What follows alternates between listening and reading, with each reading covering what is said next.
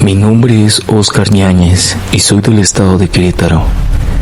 Esta historia me ocurrió hace no mucho tiempo, cuando era guardia de seguridad en unas oficinas ubicadas en las faldas del Cimatario. Para los que no son de aquí, tal vez puedan ubicar los tanques de la Comisión Estatal del Agua en la incorporación de Pasteur al Libramiento Sur Poniente. Ahí estaban las oficinas, en un edificio de 4 plantas. Yo era el único velador del lugar. Este edificio tenía detrás todo lo que es el Cimatario, un cerro enorme que está protegido como reserva natural, y a un costado un fraccionamiento que en aquel tiempo estaba en construcción.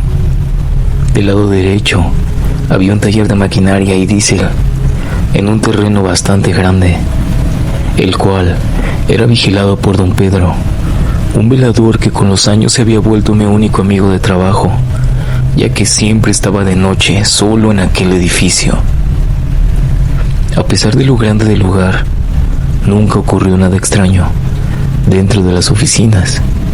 Yo ya tenía experiencia en trabajos de vigilancia nocturna, por lo que había decidido siempre quedarme en el 4º piso, en una oficina que tenía un balcón, desde donde por seguridad podría ver más fácilmente hacia cualquier dirección del edificio, en caso de que alguien quisiese meterse a robar.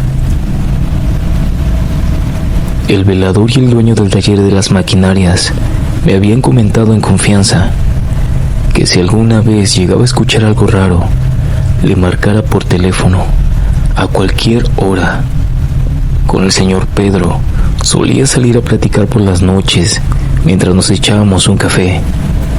Él llevaba muchos años más que yo trabajando en aquel sitio, y de vez en cuando contaba historias que yo tachaba de fantasías sobre nahuales y bolas de fuego que bajaban de las faldas del cerro. Aún así, las charlas eran amenas, y en un trabajo tan solitario como el de velador, la compañía, aunque fuese un par de horas, siempre se agradecía. Aquella noche, el sonido de perros ladrando desesperadamente me despertó. Abrí mis ojos y me quedé por un momento ahí acostado, solamente poniendo atención en el escándalo. Pensaba dejarlo pasar, pero los ladridos se volvieron cada vez más fuertes, como si algo más ocurriera en la calle. Ladridos distintos, como cuando los perros ladran asustados. Eso me enchinó la piel y me paré para asomarme por el balcón, pero poco se veía desde ahí. Decidí subir a la azotea y al mirar el reloj vi que eran casi las 4 de la mañana. Los ladridos no cesaban. Era normal que hubiera muchos perros callejeros en la zona, o que los perros que tenían en el taller de maquinaria ladraran cuando algún coyote o algún tlacuache andaba por las cercanías. Pero aquellos ladridos eran desesperados, y eso me extrañó, ya que los perros del taller eran 4 rottweilers enormes que siempre terminan ahuyentando a los coyotes. Desde arriba podía ver las calles solitarias y a los perros ladrando en la oscuridad. Justo cuando iba a tomar el teléfono para llamarle a don Pedro, los 4 rottweilers se echaron para atrás corriendo, y una sombra enorme venía detrás de ellos. ¿Otro perro? No era eso. Tenía una apariencia similar, pero estaba enorme, casi el doble que los 4 canes que a su lado parecían unos pequeños cachorros. Su cintura era muy delgada y sus extremidades delanteras parecían más largas que las traseras. A pesar de aquello, otros perros callejeros comenzaron a llegar, y aquella cosa terminó acorralada en un cerco de malla. Y fue ahí que una lámpara del alumbrado público logró iluminarlo. Su pelaje era ralo, el color grisáceo de una piel reseca, con un hocico chato, y no parecía tener una cola. Esa grotesca figura se paró en 2 patas y comenzó a tirar de manotazos a los perros que lo rodeaban intentando ahuyentarlo. Me quedé pálido al ver aquella escena. Soy una persona que conoce los animales del campo y sabía perfectamente que aquello no era un animal normal. Saqué mi lámpara y alucé muy rápido, enfocando esa cosa que se movió rápidamente del portón. Pero lo hizo parado sobre sus dos patas traseras, de una manera tan macabra y rápida que se perdió detrás de las calles del cimatario. Esa calle solo llevaba a una cabaña más arriba en el cerro, donde vivía un señor extranjero ya mayor. Aquella enorme criatura desapareció, dando saltos enormes, pero aún a la distancia se escuchó cómo los perros del dueño de la cabaña notaron su presencia. Me quedé atento hacia esa dirección y pude ver cómo se encendieron las luces de afuera de la cabaña. Después de un par de minutos, 1, 2 y 3 disparos se dejaron escuchar en todo el cerro. Otros 10 minutos más y las luces de la cabaña se volvieron a apagar. Amigos de Noche Miedo, quisiera decirles qué fue aquella cosa, pero aún hoy en día se me hace difícil explicar qué es lo que vi. La reserva del cimatario es bastante grande. No me atrevo a decir que fue un nahual o un hombre lobo. He llegado a pensar en algún animal con alguna mutación extraña, o por qué no, tal vez la presencia de alguna especie no descubierta que se pasea en las noches en la orilla del cimatario.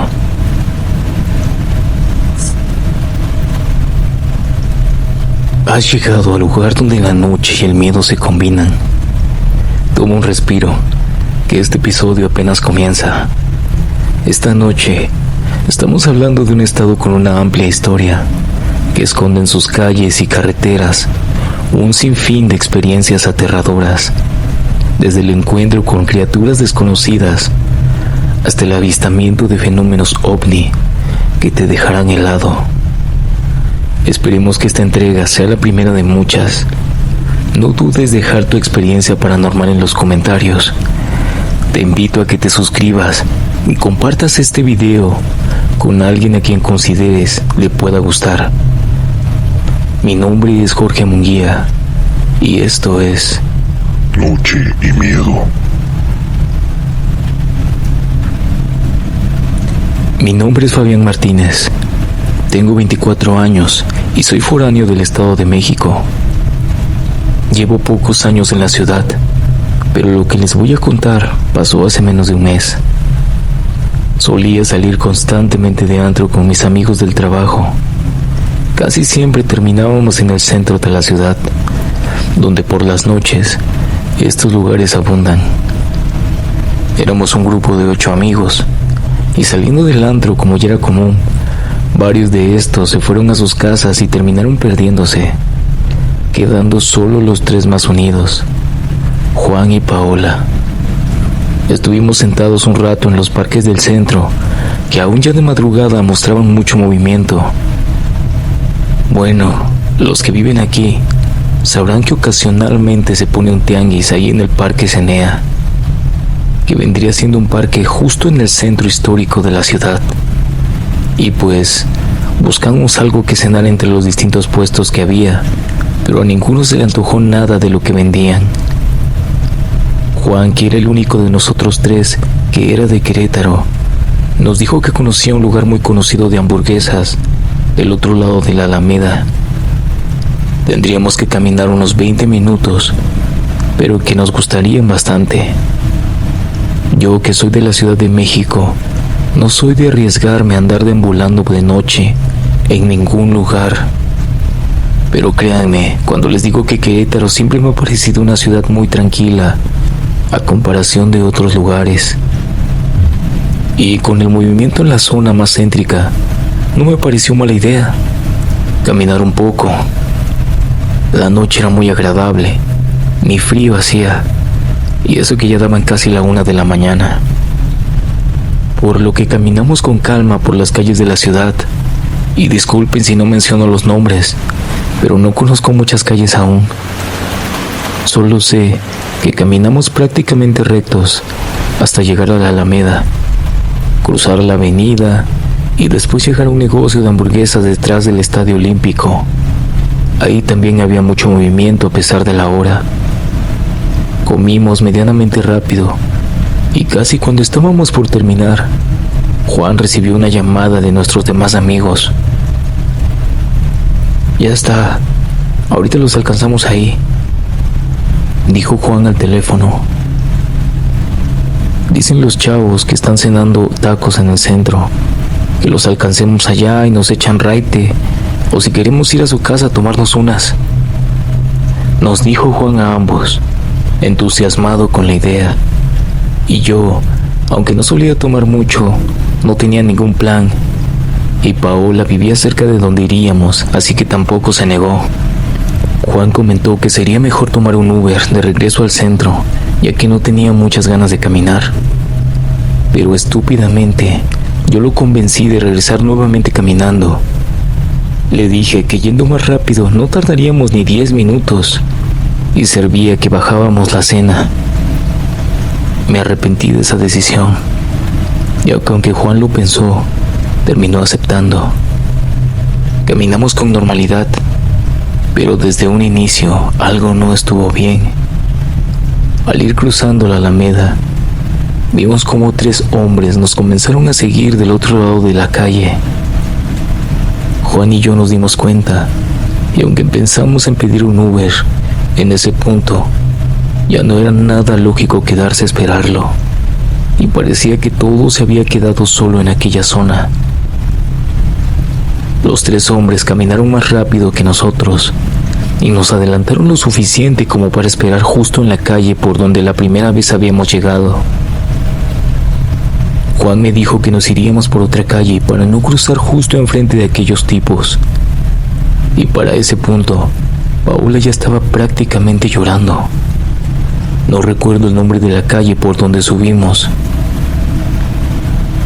pero sí recuerdo que había una estatua de bronce en la acera de la calle, una estatua de un hombre un poco gordo. Caminamos viendo si alguien nos seguía, pero no, nadie venía tras nosotros, y por un momento bromeamos diciendo que tal vez aquellos tipos tenían otras intenciones que hacer, y nosotros creando historias en nuestra cabeza.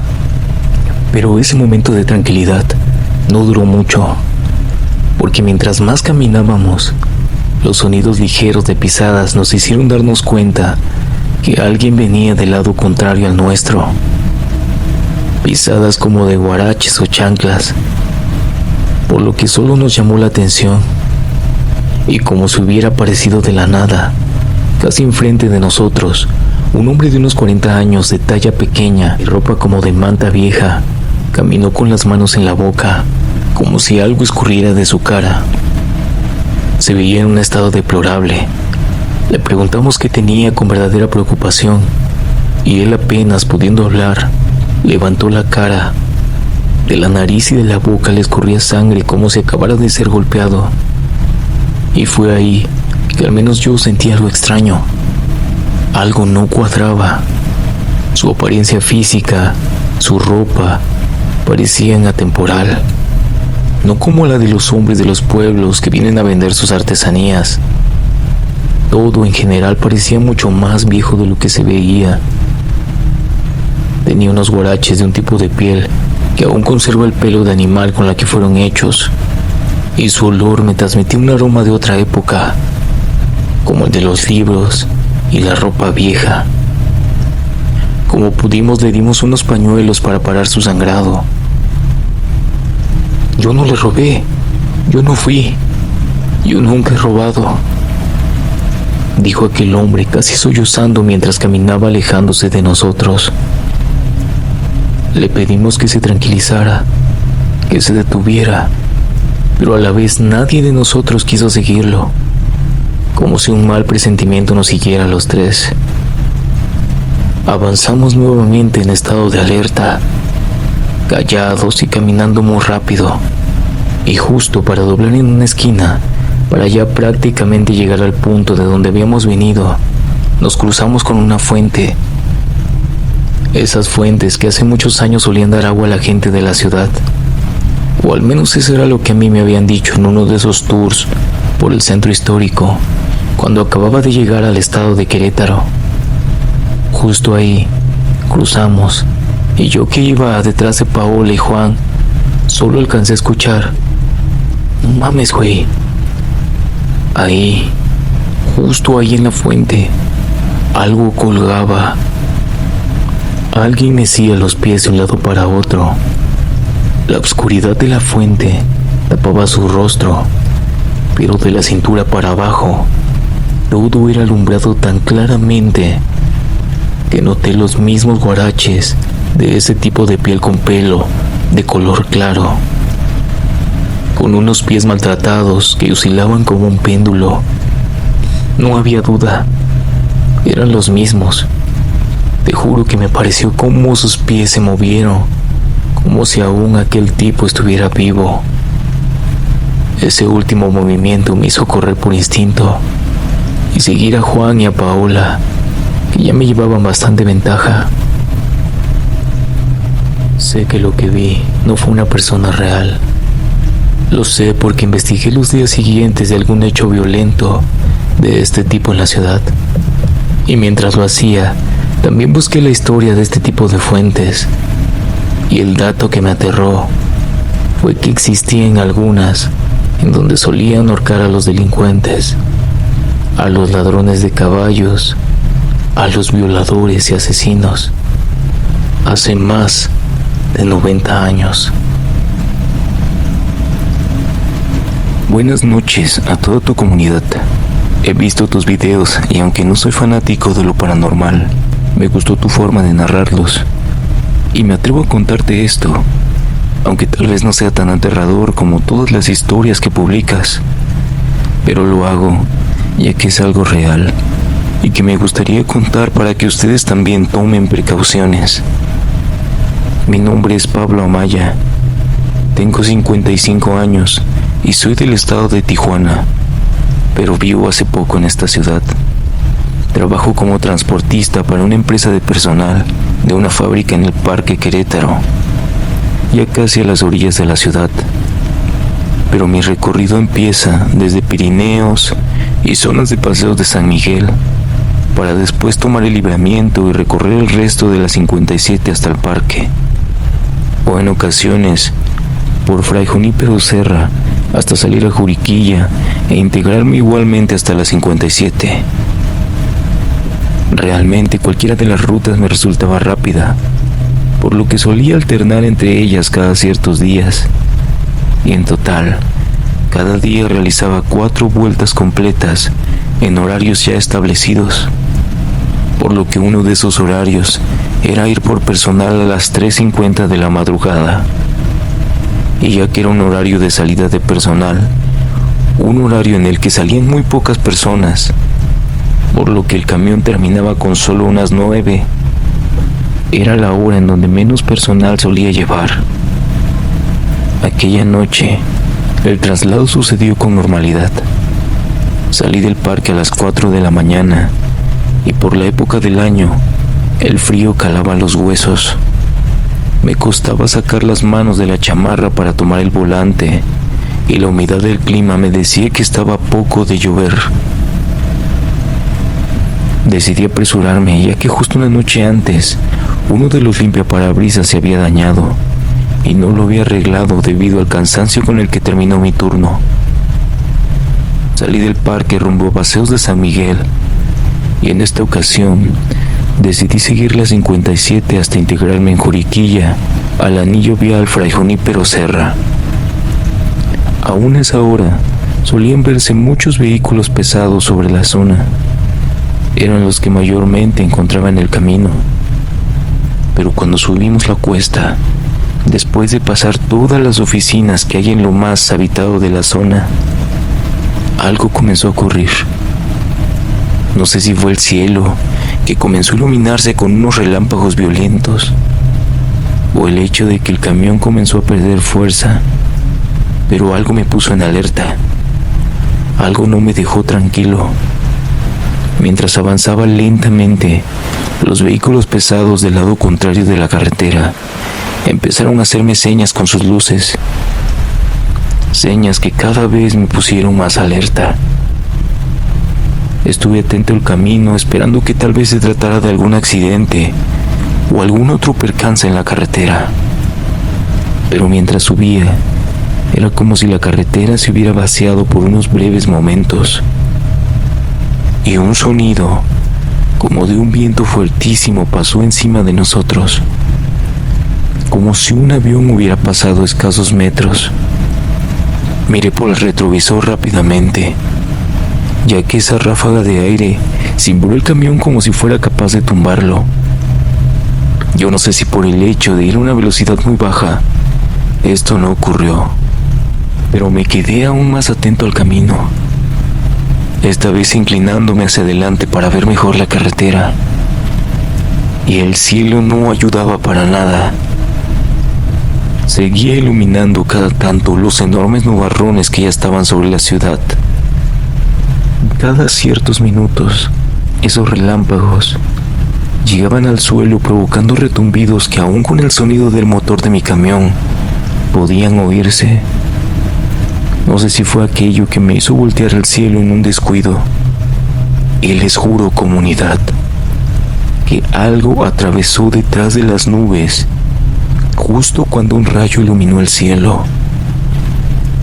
Pero no algo pequeño. Parecía una figura enorme con una sombra perfectamente ovalada. Algo que aún a esa distancia, esa sombra ocupaba un tercio de mi campo de visión.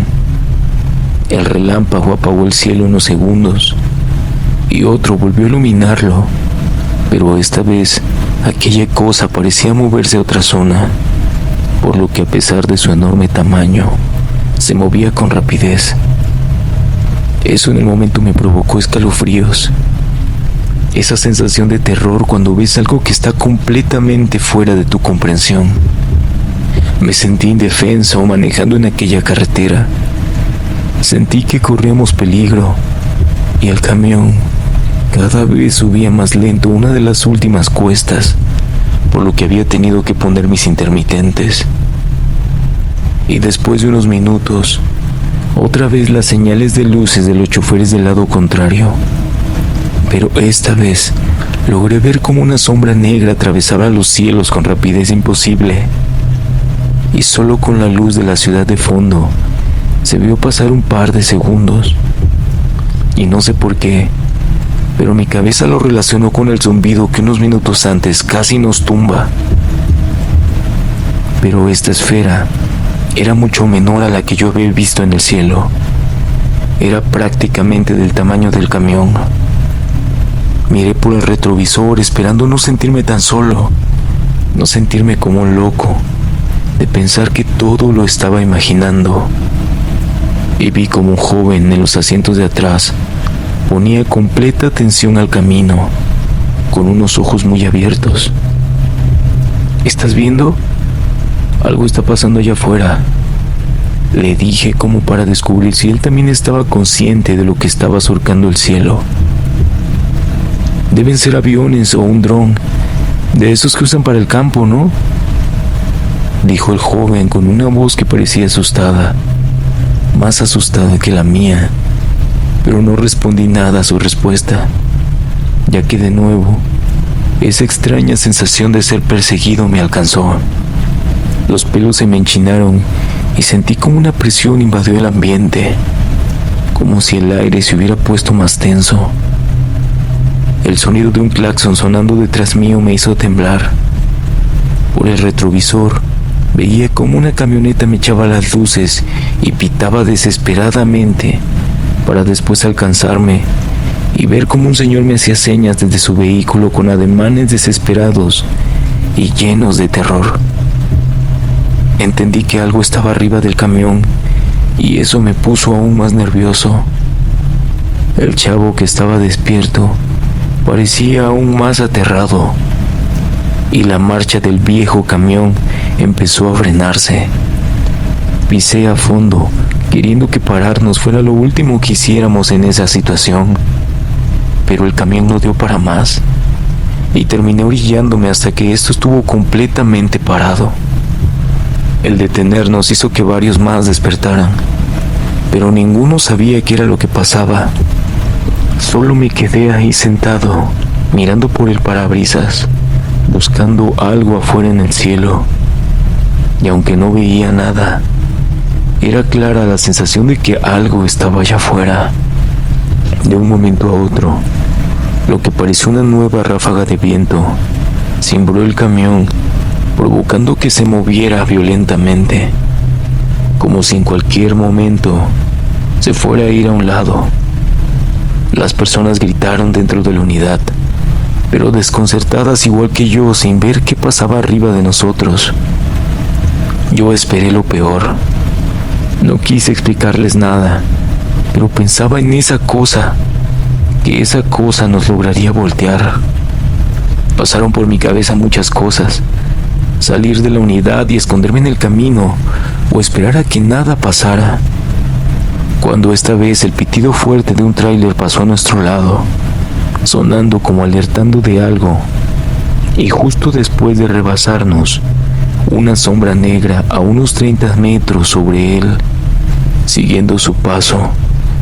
Una sombra que era más oscura que la madrugada, y no sé si eso me aterró más, al saber que aquella cosa era lo que rondaba la unidad, y aquel tráiler, al pitar, había llamado su atención.